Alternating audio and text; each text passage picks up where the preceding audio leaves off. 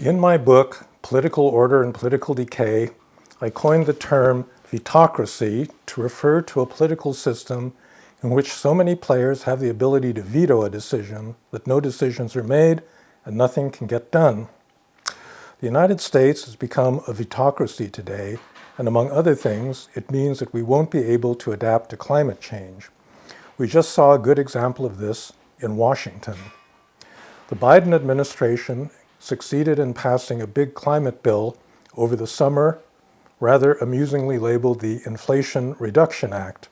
It was a good and important bill which came about because the White House promised West Virginia Senator Joe Manchin that it would follow the IRA up with a bill to streamline permitting.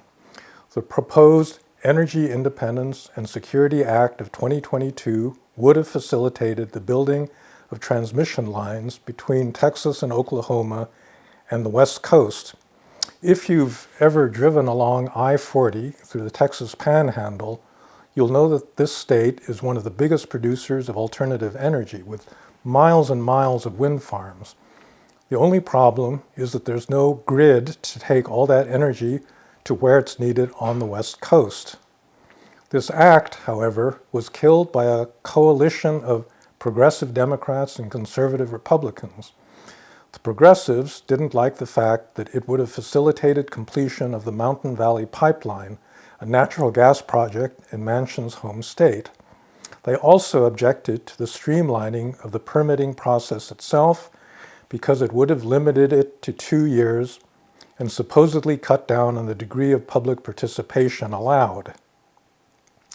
The Republicans, for their part, also felt that the bill would prevent their red state constituents from blocking projects they didn't like, and also did not want to give the Biden administration another political win in a year where he had managed to pass several important bills.